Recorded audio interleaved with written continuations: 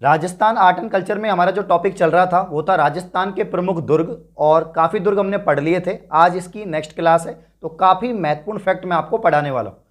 कुछ बच्चों के यहाँ पर मैसेज आ रहे हैं चैट बॉक्स के अंदर कि सर आप जो पढ़ा रहे हैं जीके के अंदर और इसके अलावा हिंदी के अंदर थोड़ा बोरिंग लग रहा है। देखो भैया, एग्जाम आपकी 21 मई को होने वाली है, ठीक है ना। 21 मई को आपकी एग्जाम है और मेरी कोशिश यही है कि जो मैं आपको पढ़ाऊं वो आपके पेपर में छप जाए। देखो, कोई भी चीज़ हो, अगर कोई चीज़ आपको कड़वी लग रही है ना, कोई चीज़ आपको जो है दवाई लग रही है, तो भैया वो मेडिसिन का ही काम कर रही है, मतलब, है ना, ठीक है ना। तो वो आपको कारगर साबित होगी। तो हो सकता है चीज़ें आपको बोरिंग लग रही है क्योंकि लाइव क्लास नहीं है, रिकॉर्डेड क्लासेज आपको मिल रही हैं, आपको जो है फैक्ट पढ़ाए जा रहे हैं और फैक्ट आपको याद करने पड़ेंगे क्योंकि फैक्ट हर लाइन से क्वेश्चन बन सकता है। जो मैं आपको पीडीएफ में पढ़ा रहा हूँ, समझा रहा हूँ, हर लाइन से सवाल बन सकता है। तो थोड़ा बोरिंग हो सकता है क्योंकि यार फैक्ट तो फैक्ट ही होते हैं, उसमें कुछ इंटरेस्ट तो आएगा नहीं। कोई स्टोरी सुनाएंगे, कुछ बातें बताएंगे तो इंटरेस्ट आता है, लेकिन अभी हमारे पास इतना समय नहीं है कि आपको जो है यहाँ पर बातें करें। बातें करनी होती तो लाइव क्लास लगा देंगे, उसमें आप जितनी बातें कर सकते हैं उतने बातें करिए। आप जो सुबह 9 बजे वाली यूट्यूब पर क्लास होती है उसमें आइए, उसमें आपको इंटरेस्ट आएगा क्योंकि वहाँ पर बातें भी होती हैं। लेकिन हम चाहते हैं कि ऐप पर आपने 399 रुपये खर्च किए हैं, पैसा दिया है, पेड कोर्स है, तो भैया उसका फायदा आपको मिले। तो 21 मई को जो आपका पेपर होने वाला है उसमें ऑथेंटिक कंटेंट आपको हम प्रोवाइड करने की कोशिश कर रहे हैं। जितना भी हम आपको पढ़ा रहे हैं उसमें से यहाँ पर पेपर में छपेगा दोस्तों। चलिए आज बात करते हैं दोस्तों मेहरानगढ़। देखो, हाल ही के एग्जाम हुआ था हाईकोर्ट एलडीसी का, उसमें मेहरानगढ़ से सवाल पूछा गया था और कई जहाँ पर दुर्ग से सवाल पूछे गए थे। और राजस्थान में देखो दुर्गों से सवाल बनते ही बनते हैं। कोई भी ऐसी एग्जाम हो राजस्थान की, चाहे आपका एलडीसी हो जाए, आरएस हो जाए, सब में दुर्ग से सवाल आते हैं और ज़्यादा टिपिकल नहीं आते हैं, नॉर्मल सवाल ही बनते हैं। देखो, मेहरानगढ़ की बात करें, आपके जोधपुर के अंदर दोस्तों, कौन से जिले के अंदर है? जोधपुर के अंदर है आपका जो मेहरानगढ़ है, ठीक है ना। और मेहरानगढ़ की अगर हम बात करें, ये दुर्ग जोधपुर में मयूर के आकार में बना हुआ है, ठीक है ना। मयूर जो होता है उसके आकार में बना हुआ है, इसलिए इसको मयूर ध्वजगढ़ कहते हैं। मयूर यानी मोर, तो यहाँ पर मोर की आकृति में या मयूर की आकृति में बना हुआ है, इसीलिए इसको क्या कहते हैं? मयूर ध्वजगढ़ कहते हैं। इस बात को आप लोग याद रखना। इसका निर्माण किसने करवाया था दोस्तों? तो इसका जो निर्माण करवाया था वो राव जोधा ने करवाया था। याद रखना, राव जोधा के द्वारा यहाँ पर जो मेहरानगढ़ का जो दुर्ग है इसका निर्माण दोस्तों करवाया गया था।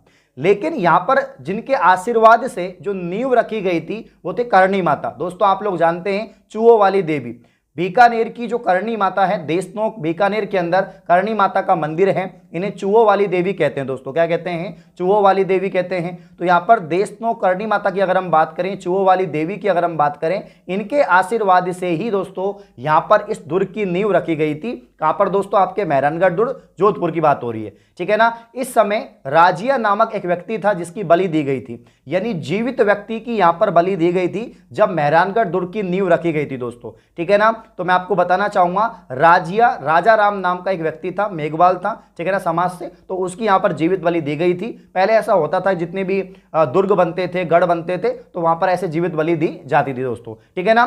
तो इस दुर्ग में जो है चिड़िया टूक पहाड़ी पर बना हुआ है, इसलिए इस दुर्ग को मालदेव के द्वारा लोहा पोल का भी निर्माण किया गया। लेकिन चिड़िया टूक पहाड़ी पर बना हुआ है, सबसे महत्वपूर्ण है, काफी बार एग्जाम में पूछा गया है कि आपका जो यहाँ पर मेहरानगढ़ दुर्ग है दोस्तों, ये कौन सी पहाड़ी पर बना हुआ है? तो चिड़िया टूक पहाड़ी पर बना हुआ है। कौन सी आकृति का है? मयूर आकृति का है, इसलिए इसको मयूर ध्वजगढ़ भी कहते हैं दोस्तों। निर्माण किसने करवाया? राव जोधा ने निर्माण करवाया। इसका नींव किसने रखी? तो यहाँ पर करणी माता के आशीर्वाद से इसकी नींव जो है रखी गई थी दोस्तों, ठीक है ना। इस समय राजिया नामक व्यक्ति की बलि दी गई थी और यह दुर्ग जो है चिड़िया टूक पहाड़ी पर बना हुआ है। और इस दुर्ग में जो मामदेव थे उन्होंने लोहा पोल का निर्माण दोस्तों करवाया था, याद रखेंगे। नेक्स्ट हम लोग आगे बढ़ते हैं दोस्तों। अजीत सिंह ने फतेह पोल का निर्माण करवाया था। जो अजीत सिंह थे वहां के राजा, तो उन्होंने फतेह पोल का निर्माण करवाया। मानसिंह राठौड़ ने जयपोल का निर्माण करवाया। इसी दुर्ग में दोस्तों धन्ना और पीपा, ठीक है ना, धन्ना और भीपा जो है यहाँ पर, भीपा जो धन्ना भीपा मामा भांजा थे। कौन थे?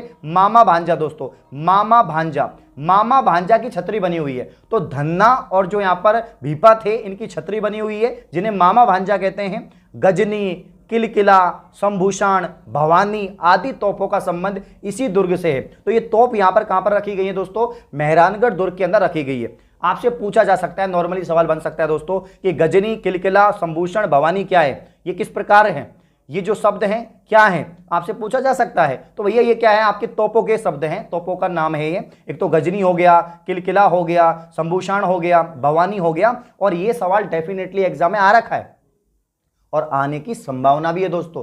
तो वापस से इसको याद रख लो, मेहरानगढ़ दुर्ग बहुत इंपॉर्टेंट है। मेहरानगढ़ आपके जोधपुर जिले के अंदर है, सूर्य नगरी के अंदर है, ठीक है ना। ये इसका जो आकार है मयूर के आकार का है, इसलिए इसको मयूर ध्वजगढ़ कहते हैं। निर्माण राव जोधा ने करवाया था। जो नींव रखी गई वो करणी माता के द्वारा रखी गई। इस समय राजिया नामक व्यक्ति ने बलि दी गई थी, जीवित बलि, और चिड़िया टूक पहाड़ी पर बना हुआ है। और इस दुर्ग के अंदर जो मालदेव थे उन्होंने यहाँ पर लोहा पोल का जो है निर्माण भी करवाया था, ठीक है ना। अजीत सिंह ने फतेह पोल का निर्माण करवाया था। मान सिंह राठौड़ ने जयपोल का निर्माण करवाया था। और इसी दुर्ग में आपके जो मामा भांजा हैं, जो यहाँ पर धन्ना और जो भीवा हैं, उनका यहाँ पर जो है क्या बना हुआ है, उनकी छतरी भी बनी हुई दोस्तों। और गजनी, किलकिला, शंभूषण, भवानी आदि तोप भी यहाँ पर स्थित है। इस दुर्ग में राव जोधा की रानी जसमादे ने जो है रानीसर तालाब निर्माण करवाया था, जिससे इस दुर्ग में पेयजल आपूर्ति की जाती है। इंपॉर्टेंट फैक्ट है, एग्जाम में पूछे जा सकता है दोस्तों कि आपका यहाँ पर जो रानीसर तालाब है, इसका निर्माण किसने करवाया और ये किस दुर्ग के अंदर है। तो भैया ये जो है आपके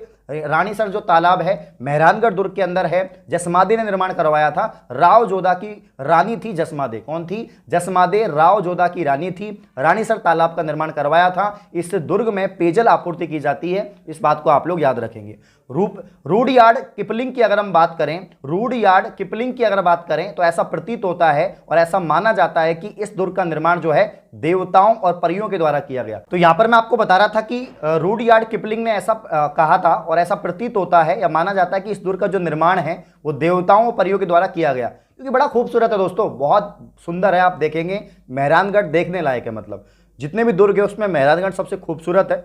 और रूडयार्ड किपलिंग ने ऐसा कहा था कि भाई ऐसा प्रतीत होता है कि माना कि इस दुर्ग का जो निर्माण है देवताओं के द्वारा या परियों के द्वारा किया गया है दोस्तों।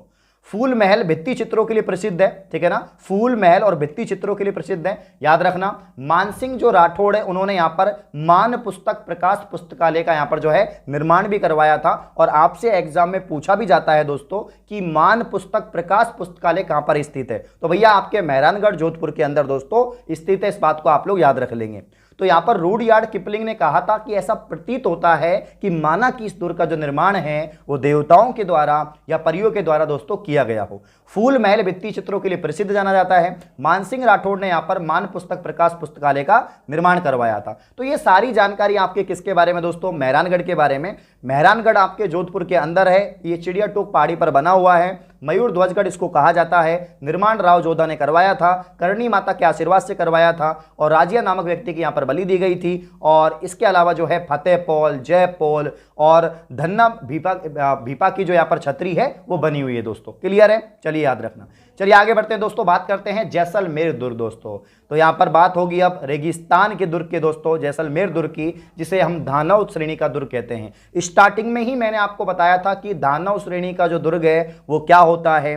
तो यहाँ पर मैंने आपको बता दिया था कि जो धरातल पर बना हो या मरुस्थल में बना हो, तो भैया आपका जैसलमेर, बाड़मेर या आपके मरुस्थलीय क्षेत्र है, वहाँ पर मरुस्थल है, रेत है दोस्तों। तो मरुस्थल वाले जो क्षेत्र में जो दुर्ग बना हुआ है उसे हम कौन सा दुर्ग कहते हैं दोस्तों? तो इसी को कहते हैं हम लोग जैसलमेर दुर्ग, ठीक है ना। इसको सोनारगढ़ कहते हैं, सबसे महत्वपूर्ण। जैसलमेर दुर्ग तो जैसलमेर जिले के अंदर इसलिए कहते हैं, लेकिन दोस्तों इसका जो नाम है ना यह आपका सोनारगढ़ है। आपसे पूछा जाएगा कि सोनारगढ़ किस किले को कहते हैं या किस दुर्ग को कहते हैं? तो भैया जैसलमेर को कहते हैं। स्वर्णगिरी कहते हैं, गोड़हरा दुर्ग कहते हैं, त्रिकूटगढ़ कहते हैं इसको। और निर्माण करवाया था राव जैसल ने। इसके लिए दोस्तों एक कहावत है, जैसलमेर दुर्ग के लिए कहावत है। कहावत क्या है कि गढ़ दिल्ली गढ़ आगरो, गढ़ दिल्ली गढ़ आगरो, अरगढ़ बीकानेर और भलो चिड़ायो भाटियो सिरगढ़ जैसलमेर। तो भैया भाटियो जो राजा है यहाँ पर, जो भाटिये यहाँ पर वंश के थे, राव जैसल की अगर हम बात करें, इन्होंने इसका निर्माण करवाया था। और ऐसे इसके बारे में कहा जाता है कि यहाँ पर जैसलमेर पे चढ़ने के लिए मतलब आप जो है सिरगढ़ जैसलमेर है ना। गढ़ दिल्ली गढ़ आगरो,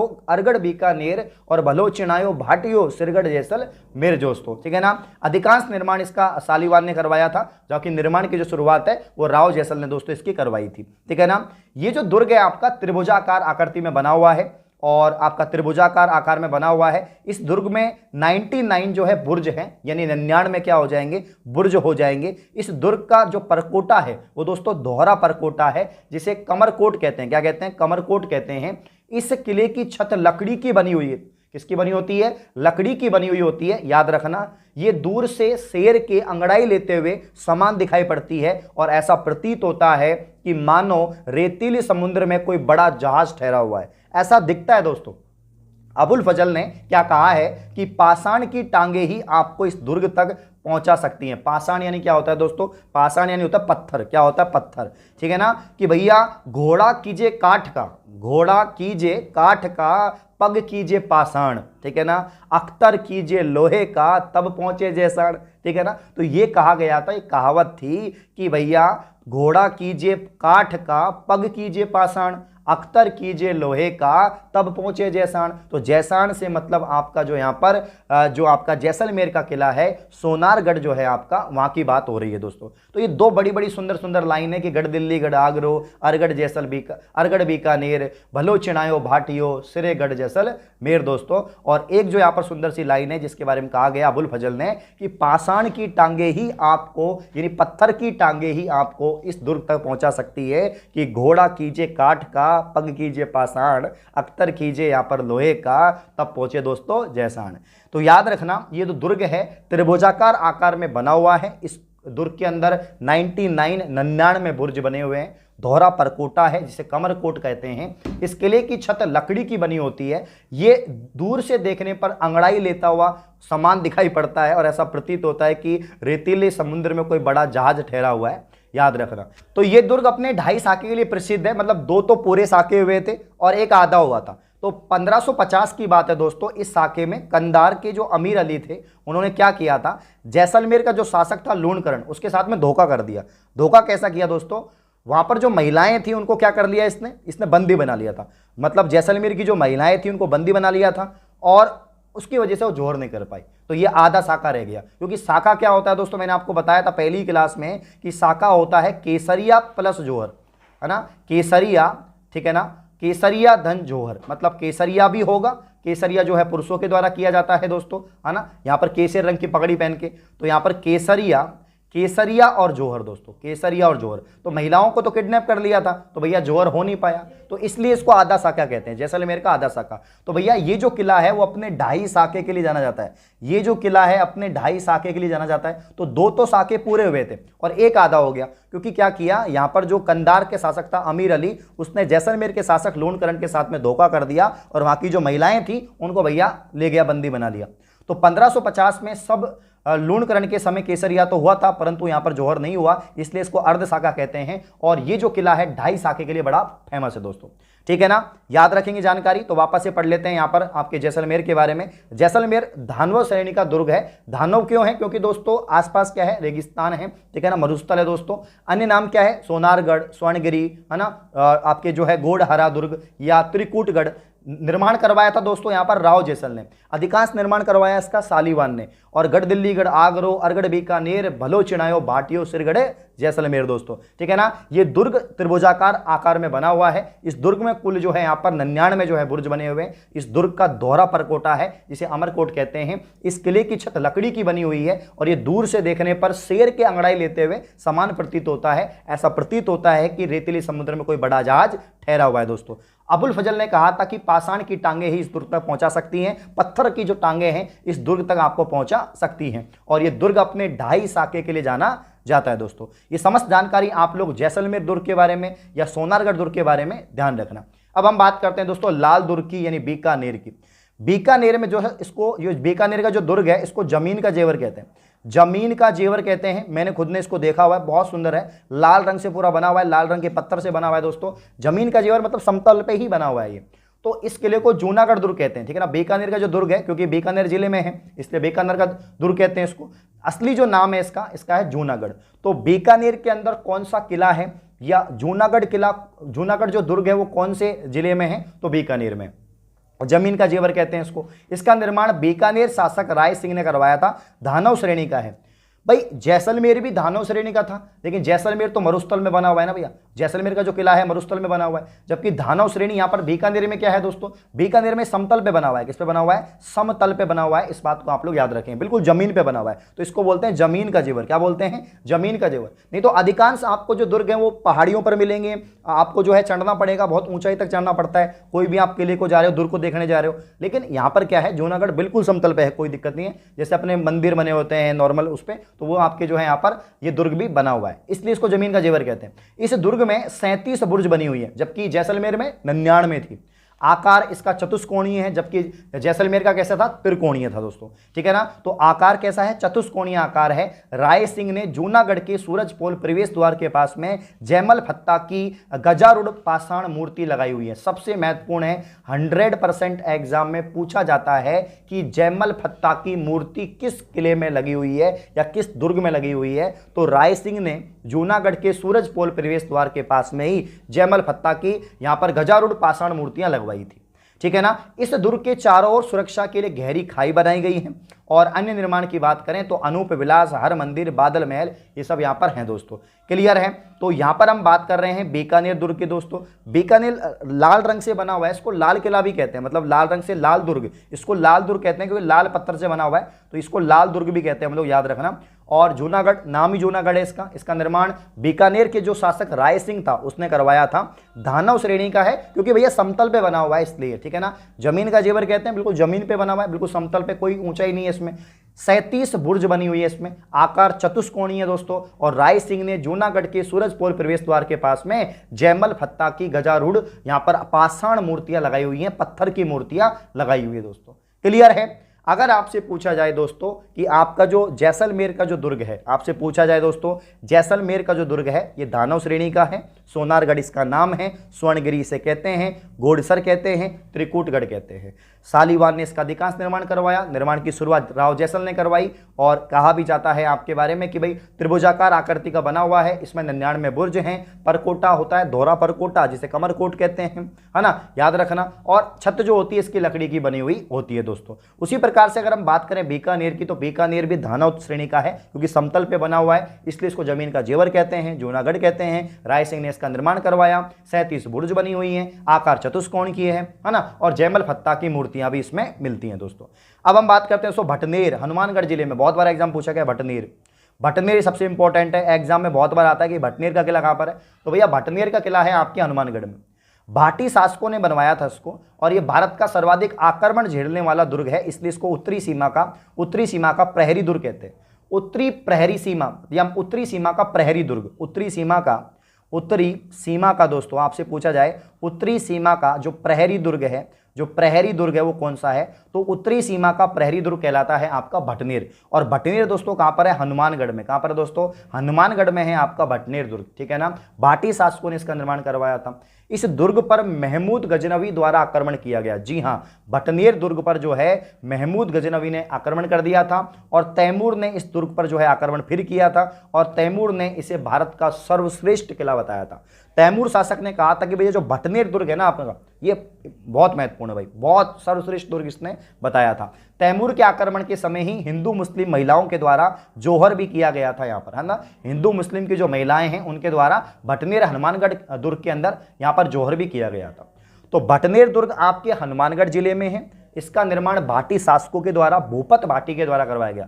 भाटी शासक भूपत भाटी के द्वारा करवाया गया। यह भारत का सर्वाधिक आक्रमण झेलने वाला दुर्ग है, इसलिए इसको उत्तरी सीमा का प्रहरी दुर्ग कहते हैं, याद रखना। इस दुर्ग का जो यहाँ पर महमूद गजनवी ने आक्रमण किया था, फिर तैमूर ने वापस से आक्रमण किया। तैमूर ने इसको सर्वश्रेष्ठ किला बताया था, याद रखना। और तैमूर के आक्रमण के समय ही हिंदू मुस्लिम महिलाओं के द्वारा यहाँ पर क्या किया गया दोस्तों?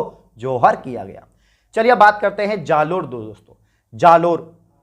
जालोर में सुंदा माता का मंदिर बना हुआ है, सुंदा माता, ठीक है ना। सुंदा पर्वत पर सुंदा माता का मंदिर है, ठीक है ना। मैं जाके आ रखा हूं, यहाँ पर बहुत सुंदर जगह है दोस्तों, ठीक है ना, काफी ऊंचाई पर है। निर्माण करवाया था नागभट्ट प्रथम ने, प्रतिहार शासक था, ठीक है ना। जालोर दुर्ग आपके जालोर जिले के अंदर है, जिसका नाम है दोस्तों सुवर्णगिरी, ठीक है ना। क्या नाम है? सुवर्णगिरी, सुवर्णगिरी नाम है, इस बात को आप लोग याद रखना। कांचनागिरी इसको कहते हैं, सोनगिरी कहते हैं दोस्तों, सोनगिरी, सुवर्णगिरी, कांचनागिरी जालोर का दुर्ग कहलाता है। तो निर्माण करवाया था दोस्तों नागभट्ट प्रथम ने, जो प्रतिहार शासक था। सूकड़ी नदी के किनारे दोस्तों, ये इंपॉर्टेंट है, कौन सी नदी के किनारे बना हुआ है? तो सूकड़ी नदी के किनारे बना हुआ है। इस दुर्ग का विकास कानड़ देव चौहान के समय हुआ था। सबसे इंपॉर्टेंट है जो जालोर दुर्ग है आपका, ये संबंधित है कानड़ देव प्रबंध, ठीक है ना, जो पद्मनाभ के द्वारा लिखा गया। कानड़ देव चौहान में यहां पर अगर हम बात करें, कानड़ देव प्रबंध लिखा गया जो पद्मनाभ के द्वारा रचित था, और अलाउद्दीन खिलजी ने इस दुर्ग का नाम बदलकर जलालाबाद रख दिया था। ये इंपॉर्टेंट है। अलाउद्दीन खिलजी ने इस दुर्ग को जीत लिया था और जीतने के बाद में अलाउद्दीन खिलजी के द्वारा इस दुर्ग का नाम बदल दिया था और जलालाबाद रख दिया था। क्या रख दिया था? जलालाबाद रख दिया था। अलाउद्दीन खिलजी ने इस दुर्ग में फिरोजा मस्जिद या यहाँ पर जो है तोपर खाजा मंदिर का जो निर्माण है ये करवाया था। इस बात को आप लोग याद रखेंगे। मानसिंह राठौड़ ने अपने संघर्ष के दिनों में इस दुर्ग में रहे थे और कानड़ देव की जो बावड़ी है, बीरम देव की जो चौकी है और मलिक शाह की दरगाह जो है वो यहीं पर है दोस्तों। तो अगर आपसे पूछा जाए कि कानड़ देव की जो बावड़ी है, वीरम देव की जो चौकी है वो कहाँ पर है? आपके जालोर दुर्ग में है। मलिक शाह की दरगाह कहाँ पर है? जालोर दुर्ग में है, ठीक है ना। और ये बात आपको याद रखनी है, ठीक है। तो अगर हम जालोर की बात करें तो सुंदा माता मंदिर मैंने बताया, जालोर जो आपके सुंदा माता सुंदा पर्वत पर बना हुआ है। जालोर दुर्ग की अगर हम बात करें, नागभट्ट प्रथम ने इसको बनवाया था, सूकड़ी नदी के किनारे बना हुआ है।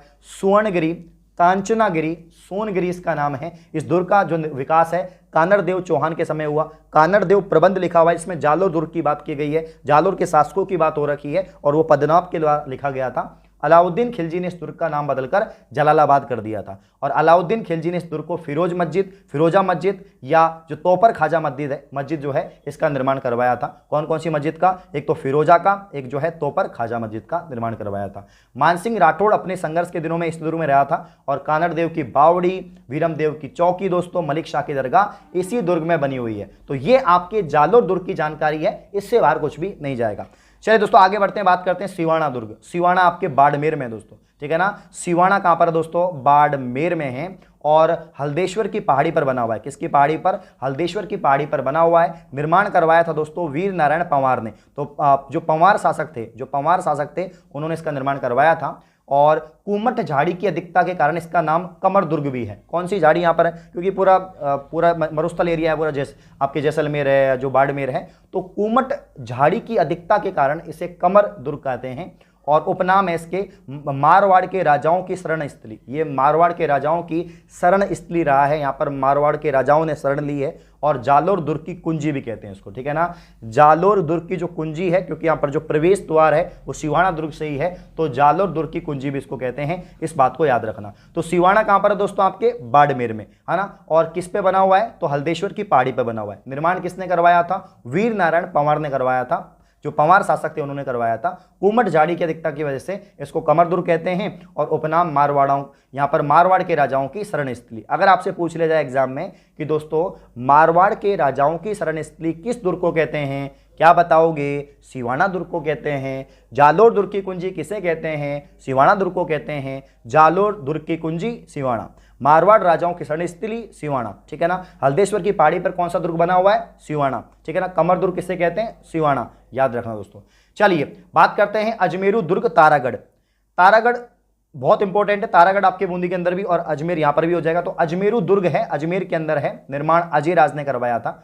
एक तो भैया मैगनीज दुर्ग जिसे अकबर का किला कहते हैं वो भी आपके अजमेर में ही है, और एक है अजमेरू दुर्ग जिसे तारागढ़ कहते हैं और इसका निर्माण अजय राज ने करवाया था। बीटली नामक पहाड़ी पर बना हुआ है, इसलिए इसको गठ बीटली कहते हैं। जी हाँ, अगर आपसे पूछा जाए गठ बीटली दुर्ग किसे कहते हैं, गठ बीटली जो दुर्ग है बहुत बार एग्जाम में पूछा जाता है, गठ बीटली दुर्ग किसे कहते हैं, तो भैया अजमेरू दुर्ग तारागढ़ को गठ बीटली कहते हैं। राजस्थान का जिब्राल्टर किसे कहते हैं? 100% एग्जाम में छपने वाला सवाल है दोस्तों कि राजस्थान का जिब्राल्टर किसे कहते हैं, तो राजस्थान का जिब्राल्टर दुर्ग है आपका अजमेरू तारागढ़। मेवाड़ राजकुमार पृथ्वीराज सिसोदिया, जिसको उड़ना राजकुमार कहते थे, इस दुर्ग की जो है मरम्मत करवाई थी और इसका नाम तारागढ़ रख दिया था। इस दुर्ग में ही पृथ्वीराज चौहान व उसके स्मारक बने हुए हैं और रूठी रानी उमा दे इसी दुर्ग में आकर रही थी। उमादे जो रानी थी वो रूठी रानी के नाम से जानी जाती है, क्योंकि वो अपने राजा से रूठ कर आ गई थी और इसी दुर्ग में रहने लगी थी, तो इसको रूठी रानी उमादे कहते हैं, याद रखना। अजमेरू दुर्ग तारागढ़ की बात करें, निर्माण करवाया था अजयराज ने, बेटली नामक पहाड़ी पर बना हुआ, इसलिए इसको गठबेटली दुर्ग कहते हैं। और एग्जाम में आपसे पूछा भी जाता है दोस्तों कि गठबेटली दुर्ग कहां पर है, तो गठबेटली जो दुर्ग है आपका ये हो जाएगा आपका तारागढ़ अजमेर दोस्तों, ठीक है ना। और राजस्थान का जिब्राल्टर इसको कहते हैं। मेवाड़ राजकुमार पृथ्वीराज सिसोदिया, जिसका उपनाम था उड़ना राजकुमार, है ना, उड़ता रहता था ये, तो भैया इसने मरम्मत करवाई, नाम तारागढ़ रख दिया। इसी दुर्ग में पृथ्वीराज चौहान का स्मारक बना हुआ है और रूठी रानी यहीं पर ठहरी थी, तो यहां पर जो है रूठी जो रानी थी उमादे इसी दुर्ग में रही थी। बात करते हैं दोस्तों लोहागढ़, जिस पर कोई भी विजय प्राप्त नहीं कर सका दोस्तों, भरतपुर का किला लोहागढ़ दोस्तों। महाराजा सूरजमल ने इसका निर्माण करवाया था। राजा जवाहर सिंह ने दिल्ली से लाए यहाँ पर अष्ट धातु के दरवाजे लगवाए, चोर के लिए आए थे दोस्तों, है ना अष्ट धातु के यहाँ पर चोर के लिए आए थे, तो राजा जवाहर सिंह ने यहाँ पर जो है दिल्ली से लाए अष्ट धातु के दरवाजे लगवा लिए और इसी विजय की स्मृति में इन्होंने जवाहर बुर्ज का निर्माण भी करवाया था, ठीक है ना। अंग्रेज भी इस किले को जीत नहीं सके थे, ये अजय था दोस्तों, इसको कोई नहीं जीत सका था, इसको लोहागढ़ कहते हैं। और चार्ल्स मैटकॉफ कहता है कि अंग्रेज की प्रतिष्ठा भरतपुर के घेरे में दबकर रह गई, ऐसा कहा जाता है, क्योंकि जीत ही नहीं पाए, अंग्रेज सेना भी इसको भेद नहीं पाई। तो भरतपुर का जो किला है वो लोहागढ़ है दोस्तों, जो भरतपुर जिले के अंदर है। महाराजा सूरजमल ने इसका निर्माण करवाया था और राजा जवाहर सिंह दिल्ली से अष्ट धातु का जो दरवाजा थे वो लेकर आए थे, यहाँ पर रखवा दिए इन्होंने, और विजय की स्मृति में इन्होंने जो है जवाहर बुर्ज का निर्माण करवाया था। अंग्रेज भी इस किले को जीत नहीं सके थे, लोहागढ़ किले को। और चार्ल्स मैटकॉफ ने कहा था कि अंग्रेजी की जो यहाँ पर प्रतिष्ठा है वो भरतपुर को घेरे में दब कर रह गई, भरतपुर से आगे नहीं बढ़ पाई। आमेर का किला दोस्तों, ये अपने जयपुर में ही है, आमेर का किला जो है अपने जयपुर में ही है। आओ कभी घूमने, आपको भी घुमाएं, आमेर दिखाएं दोस्तों, है ना। तो इसे कहते हैं काकिलगढ़, क्या कहते हैं इसको, काकिलगढ़ कहते हैं। इसका निर्माण प्रारंभ में मानसिंह ने करवाया था, राजा मानसिंह ने, और बाद में इसका विकास जो करवाया था मिर्जा राजा जयसिंह ने करवाया था। तो निर्माण प्रारंभ तो किया राजा मानसिंह ने और कंप्लीट करवाया था विकास मिर्जा राजा जयसिंह ने, ठीक है ना। तो मिर्जा राजा जयसिंह ने इसका विकास करवाया था। इसमें सुख मंदिर का निर्माण है, मिर्जा राजा जयसिंह ने करवाया था। एक जैसे 12 कमरे बने हुए, सेम टू सेम एक जैसे 12 कमरे हैं। सुहाग मंदिर और रानियों के दास परिहास का स्थान भी है। सीला माता का मंदिर है दोस्तों, ठीक है ना, सीला माता का मंदिर है, जिसको कौन लेकर आया था, राजा मानसिंह लेकर आया था, ठीक है ना। सांगानेर को सांगो बाबो और जयपुर को हनुमान, गलता की सिल्ला देवी लायो राजा मान दोस्तों। तो सीला देवी जो है यहाँ पर, इसको राजा मानसिंह लेकर आए थे, ठीक है ना। मावठा जाल जलाशय बना हुआ है, इस बात को आप लोग याद रखेंगे। इसके अंदर क्या क्या है, बहुत बार एग्जाम में पूछा जाता है। जगत शिरोमणि मंदिर है, जो कृष्ण भगवान का मंदिर है। सील महल है, शीश महल जिसको हम कहते हैं। बारधरी महल है। दीवाने आम है दोस्तों, दीवाने खास है। फेसर क्यारी बगीचा है। ये सब कहाँ पर है दोस्तों, आपके आमेर का किले में। तो आमेर फोर्ट, आमेर का जो किला है बहुत फेमस है दोस्तों, बहुत फेमस है, जयपुर के अंदर है अपने, ठीक है ना। काकिलगढ़ कहते हैं इसको। इसका निर्माण प्रारंभ में मानसिंह ने करवाया था, बाद में जो है मिर्जा राजा जयसिंह ने करवाया था। इसमें सुख मंदिर का निर्माण करवाया मिर्जा राजा जयसिंह ने, जिसमें एक जैसे 12 कमरे बनाए। सुहाग मंदिर रानियों के दास परिहास का स्थान था। सीला माता का मंदिर, जिसको राजा मानसिंह लेकर आए थे। मावठा जाल जलाशय बना हुआ है। जगत शिरोमणि मंदिर बहुत इंपॉर्टेंट है, अपने बेटे के लिए बनवाया था उन्होंने, ठीक है ना। शीश महल जो है, या बारहदरी महल, और दीवाने आम, दीवाने खास, फेसर क्यारी बगीचा। देखो किलों से जुड़ी हुई बहुत सारी स्टोरी है, मैं आपको बता सकता हूं, पढ़ा सकता हूं, लेकिन समय का अभाव होने की वजह से हम चाहते हैं कि जो कंटेंट मैं आपको दूं वो आपके पेपर में छप जाए। तो आप जितने फैक्ट याद रख सकते हैं ना, उतने याद रखो। बाकी देखो इंटरेस्टिंग बनाना कोई बड़ी बात नहीं है, इंटरेस्टिंग होती है क्लासें, बट इंटरेस्टिंग तभी बनेगी जब समय चाहिए होता है उसके लिए। मैं कोई स्टोरी सुनाऊं उसके लिए समय चाहिए। तो आमेर के किला की अगर हम बात करें, काकिलगढ़ कहते हैं इसको। इसका निर्माण प्रारंभ में मानसिंह ने करवाया, बाद में सवाई जयसिंह जो है आपके राजा मिर्जा राजा जयसिंह ने करवाया था। सुख मंदिर का निर्माण करवाया, एक जैसे 12 कमरे बने हुए। स्वाग मंदिर रानियों के यहाँ पर जो है दास परिहास का स्थान था। सीला माता का मंदिर है। मावठा आपके जो है यहाँ पर जाल जलाशय हो जाएगा। जगत शिरोमणि मंदिर है। शीश महल है, ठीक है ना। बारहदरी यहाँ पर महल है। दीवाने आम है, दीवाने खास है, याद रखना। जयगढ़ दोस्तों, चिल्ल का टीला कहते हैं उसको, जयगढ़ को कहते हैं। जयगढ़ भी आपके कहाँ पर दोस्तों, जयपुर में। जयगढ़ भी आपका जयपुर में दोस्तों, ठीक है ना। और इस स्थान को जो है चिल्ल का टीला कहते हैं। क्या कहते हैं, चिल्ल का टीला। तो किस दुर्ग को जो है चिल्ल का टीला कहा जाता है, वो है आपका जयगढ़ दोस्तों। मिर्जा राजा जयसिंह ने निर्माण करवाया, मिर्जा राजा जयसिंह ने निर्माण करवाया था। विकास करवाया था यहाँ पर जो है सवाई जयसिंह ने। निर्माण तो स्टार्ट किया था मिर्जा राजा जयसिंह ने, जबकि विकास करवाया था, पूरा कंप्लीट विकास करवाया आपके राजा सवाई जयसिंह ने। जिस प्रकार से मैंने आपको बताया कि आमेर का निर्माण तो किसने करवाया था, आपके मान सिंह ने, लेकिन कंप्लीट किसने करवाया, विकास किसने करवाया, मिर्जा राजा जयसिंह ने। उसी प्रकार से दोस्तों मैंने आपको बताया यहाँ पर कि जो जयगढ़ आपका जो जयपुर के अंदर ही दुर्ग है अपना, जयगढ़ दुर्ग की अगर हम बात करें, निर्माण तो प्रारंभ किया था अपने मिर्जा राजा जयसिंह ने, लेकिन विकास किसने करवाया कंप्लीट, सवाई जयसिंह ने। सवाई जयसिंह ने यहां तोप डालने का कारखाना भी बनाया था। तो एग्जाम में पूछा जाता है और पूछा भी गया है दोस्तों कि तोप डालने का कारखाना कौन से दुर्ग में है, तो जयगढ़ में, क्योंकि जयगढ़ में एशिया की सबसे बड़ी जो है बाण है, जिसका नाम दोस्तों जयबाण तोप रखी गई। इस दुर्ग में सबसे बड़ी तोप रखी हुई है। अगर आप जाके देखोगे, और आपने देखा भी होगा, कभी जयपुर आए होंगे, जयगढ़ गए होंगे, तो आपने देखा होगा यहां पर सबसे बड़ी तोप रखी हुई है, जिसे जयबाण तोप कहते हैं दोस्तों। इसी दुर्ग में आमेर शासकों का यहाँ पर जो है शस्त्रागार भी बना हुआ है, क्योंकि भैया यहाँ पर तोप वगैरह, बारूद वगैरह सब कुछ है, तो यहाँ पर शस्त्रगार भी बनाया गया है। और ये किला अपने पानी के विशाल टांका के लिए फेमस है। टांका होते पानी का, जो बारिश के पानी को एकत्र करने के लिए यहाँ पर कुछ जगह बनाई जाती है, इसको टांका कहते हैं। संकट मोचा किला भी कहते हैं, संकट मोचा किला भी कहते हैं इसको, क्योंकि संकट के समय किला काम आता है दोस्तों। इसी दुर्ग में जो है विजयगढ़ी राजनीतिक जेल भी बनी हुई है, इस बात को आप लोग याद रखेंगे। तो यहाँ पर जयगढ़ के बारे में हमने क्या पढ़ा, तो वो जयगढ़ में आप जयबाण तोप को याद रखना, जो एशिया की सबसे बड़ी तोप है, और यहाँ पर जो है आपके तोप डालने का कारखाना भी है। चिल्ल का टीला पर बना हुआ है, इसलिए इस दुर्ग को चिल्ल का टीला भी कहते हैं। मिर्जा राजा जयसिंह ने इसका निर्माण प्रारंभ करवाया था, कंप्लीट करवाया सवाई जयसिंह ने दोस्तों, ठीक है ना। और यहाँ पर जो है इसी दुर्ग में आमेर शासकों का जो है शस्त्रागार बना हुआ है, और ये किला अपने पानी के विशाल टाके के लिए प्रसिद्ध था। संकट मोचा किला भी इसको कहते हैं, याद रखना। बात करते हैं दोस्तों नाहरगढ़। सर्वाधिक एग्जाम में पूछा जाता है वो है दोस्तों नाहरगढ़। बहुत ज़्यादा सवाल बनते हैं नाहरगढ़ से, अभी हाल ही एग्जाम में बना था। नाहरगढ़ को सुदर्शनगढ़ भी कहते हैं दोस्तों, ठीक है ना, सुदर्शनगढ़। सुदर्शनगढ़ किस किले को कहते हैं दोस्तों, तो नाहरगढ़ को कहते हैं, ठीक है ना। इसका निर्माण करवाया था दोस्तों सवाई जयसिंह ने, इसका निर्माण करवाया सवाई जयसिंह ने। माधो सिंह ने अपनी 9 पासवान रानियों के लिए 9 एक जैसे महल बना दिए, जिसको नाहरगढ़ में 9 एक जैसे महलों का निर्माण करवाया था। किसने करवाया दोस्तों, माधो सिंह ने, याद रखना। देखो नाहरगढ़ की अगर हम बात करें, जिसे हम सुदर्शनगढ़ कहते हैं, और ये नाहरगढ़ भी अपने कहाँ पर है दोस्तों, जयपुर के अंदर ही है ना। ये जरूर याद रखो कौन सा किला कहाँ पर है, क्योंकि जनरली अगर पीटीटी की बात करें या एलडीसी की बात करें, उसमें नॉर्मल सवाल पूछते हैं भाई नाहरगढ़ कौन से में है ना। भटमेर दुर्ग कहाँ पर है, हनुमानगढ़ में है, ठीक है ना। बाला किला कहाँ पर है, बाला किला अलवर के अंदर है दोस्तों। मैग्नीज दुर्ग कहाँ पर है, अजमेर के अंदर है। अकबर का किला कहाँ पर है, अजमेर के अंदर है, ठीक है ना। नाहरगढ़ कहाँ पर है, आपका जयपुर के अंदर है। तो नाहरगढ़ को सुदर्शनगढ़ कहते हैं, जयपुर जिले के अंदर है। निर्माण सवाई जयसिंह ने करवाया था। माधो सिंह ने अपनी पत्नियों के लिए, अपनी रानियों के लिए जो है एक जैसे 9 महल जो है 9 महल बनवाए थे, ठीक है। आप देखोगे तो एक जैसे महल बने हुए, बहुत सुंदर, वही देखने लायक है इसके अंदर।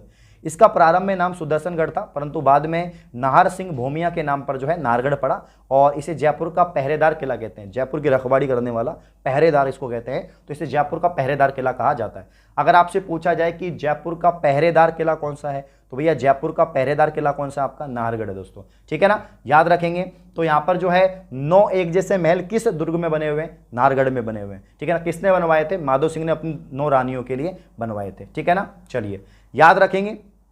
तो ये आपका दोस्तों नाहरगढ़ हो गया, ठीक है।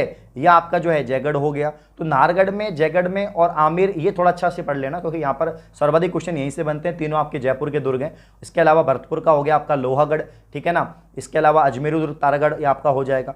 तो दुर्गों के बारे में जो जानकारी मैंने आपको बताई है, इससे बाहर कुछ भी सवाल नहीं जाएंगे। बाकी जो दुर्ग रह गए हैं उसकी एक और क्लास में लगवा दूंगा। बाकी सफिशिएंट है, इससे बाहर कोई भी आपका जो क्वेश्चन नहीं बनेगा। जितने दुर्ग मैंने आपको पढ़ाए दोनों क्लास के अंदर, पहली के अंदर, दूसरी के अंदर, इससे बाहर कुछ भी नहीं जाएगा। फिर भी इससे बाहर कुछ आए तो हम और यहाँ पर कवर कर लेंगे। बाकी इतना भी आप लोगों ने पढ़ लिया ना, तो भैया फिर कुछ बाहर नहीं जाएगा, ठीक है। अब थोड़ा बहुत मैं एक जानकारी आपको जो है उसके बारे में बता देता हूँ। जो चित्तौड़गढ़ दुर्ग है, उस चित्तौड़गढ़ तो हो गया था, आपका जो रणथंभौर है दुर्ग, रणथंभौर में एक बात याद रखना। वैसे तो आपको पता ही है कि इसको जो है बख्तरबंद कहते हैं, क्योंकि बाकी सब दुर्ग तो नंगे, ये बख्तरबंद है, क्योंकि इसमें 6 दरवाजे हैं। इसको प्रवेश करना आसान नहीं है। इसमें 6 प्रवेश द्वार है, 6 प्रवेश द्वार है। कभी जाओ घूमने इसके अंदर, तो यहाँ पर क्या है दोस्तों, 6 प्रवेश द्वार हैं इसके अंदर। अब 6 जो प्रवेश द्वार हैं इसकी अगर हम बात करें, तो इसमें कौन कौन से हैं वो मैं आपको बता देता हूँ, मैं लिख ही देता हूँ यहाँ पर। पहला जो है दोस्तों आपका कौन सा है, तो ये है नौलखा। कौन सा है दोस्तों, नौलखा दरवाजा। नौलखा दरवाजा काफी बार एग्जाम में यही पूछ लेते हैं कि नौलखा दरवाजा कौन से किले में है, तो अपने रणथंभौर सवाई माधोपुर में है दोस्तों। तो पहला हो गया दोस्तों नौलखा दरवाजा। दूसरा हो गया दोस्तों हाथी पोल। क्या हो गया आपने, क्या हो गया लाडलो, हाथी पोल हो गया। तीसरा कौन सा है दरवाजे का नाम, गणेश पोल। क्या नाम है, गणेश पोल नाम है, ठीक है ना। और चौथा है आपका सूरज पोल, कौन सा है, सूरज पोल चौथे गेट को कहते हैं। पांचवा जो है आपका ये हो जाएगा आपका त्रिपोलिया, त्रिपोलिया गेट हो जाएगा, त्रिपोलिया पोल इसको हम बोलते हैं। और जो छठवें नंबर का है ये है आपका दोस्तों अंधेरी, ठीक है ना, अंधेरी पोल है, अंधेरी पोल है, इसको तोरण पोल भी कहते हैं। क्या कहते हैं इसको, इसको तोरण पोल भी कहते हैं। इस बात को आप लोग याद रखेंगे। तो भैया बख्तरबंद है क्योंकि बहुत सारे दरवाजे, 6 दरवाजे इसके अंदर, 6 प्रवेश द्वार हैं। एक तो नौलखा दरवाजा है, एक हाथी पोल है, गणेश पोल है, सूरज पोल है, त्रिपोलिया पोल है, अंधेरी पोल, इसको तोरण पोल कहते हैं। तो ये याद रखना आप लोग। बाकी त्रिनेत्र गणेश जी का मंदिर भी जो है यहाँ पर है, आपको पता ही है, ठीक है ना। गणेश जी का बहुत फेमस मंदिर है, आप लोग जानते ही हैं। 32 खंभों की छतरी भी यहीं पर है, इस बात को भी आप लोग याद रखना। तो ये कुछ सारी जानकारी दुर्गों के बारे में मैंने आपको बताई, यहीं से सवाल बनेंगे, इससे बाहर कुछ नहीं जाएगा। ये 2 क्लास देख लेना, बाकी आपका काम हो गया दोस्तों, ठीक है। फिर भी अगर आप लोग चाहेंगे तो मैं 1 क्लास और ले लूँगा, अगर कुछ रह जाता है कुछ इंपॉर्टेंट तो 1 क्लास हम लोग और ले लेंगे, ठीक है। तो बहुत बहुत शुक्रिया, धन्यवाद, थैंक यू। बाकी इंटरेस्ट तो यार बन जाएगा, बहुत सारी लाइव क्लास लेंगे, MCQs करवाएंगे, टेंशन मत करो, इंटरेस्ट की गारंटी मेरी है। बस आप पढ़ते रहो और अपने दोस्तों को बोलो भैया 399 का कोर्स ले लो, अरविंद सर मौज कर दी भाई। चलो थैंक यू भाई।